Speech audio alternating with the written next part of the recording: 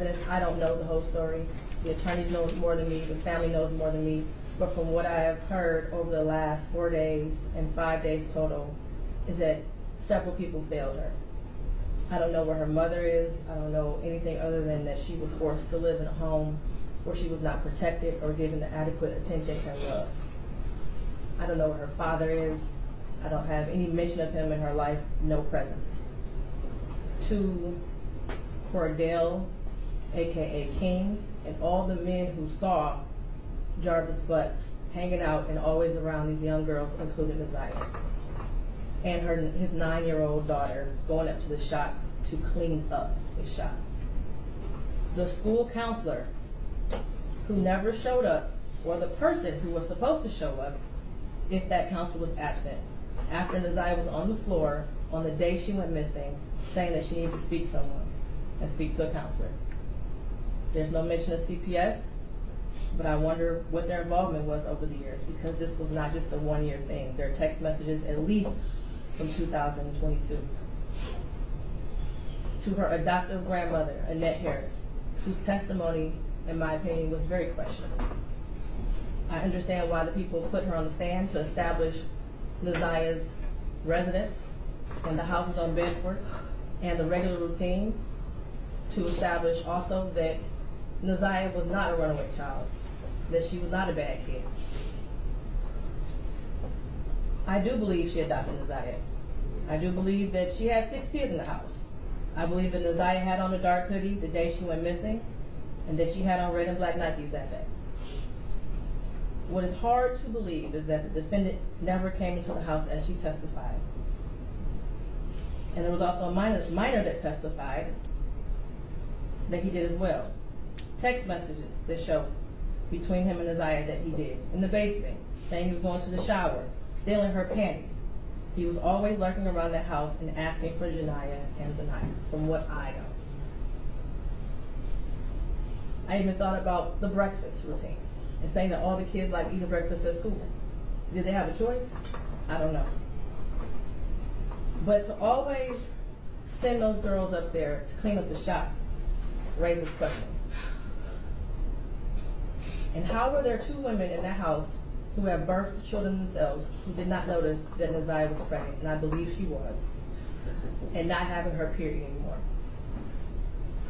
But then after hearing text messages today, begging Jarvis for pads as if she didn't have anyone else to give them for her.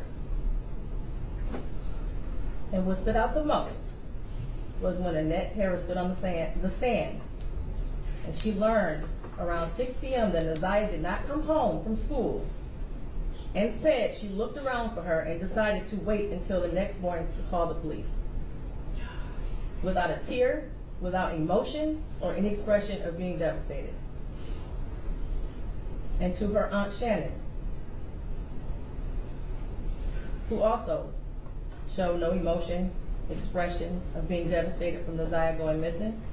She stated that she had friends help look for NaZiyah, but was directed to just wait until the morning to call the police. A grown woman who likely suspected something strange going on didn't feel the need to call the police either. They were both able to go to sleep at night without hearing from NaZiyah or having any indication that she was coming home that night. And of course, the defendant, who I will get to in a minute. I don't know who else failed NaZiyah, but the community did. As far as the people establishing probable cause, I will focus on count 1, as it's been stated that there is no contention with counts 2 and 3. In count 3, I will amend based off of the motion and the testimony I heard that NaZiyah was 12 and not 13 at the time that Jarvis Butts had sexual intercourse with her. The prosecution is correct. You do not have to have a body to establish first-degree premeditated murder.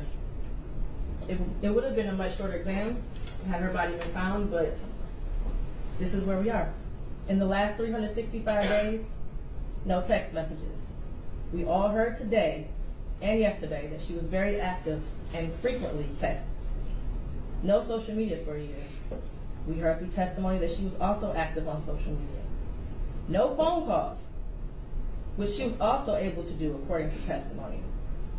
No physical sighting of her by anyone. She never came back to school. No one has seen her. Medical records dated from July 2014 to October 2023 indicated that she had no life-threatening medical issues that would lead to a natural cause of death.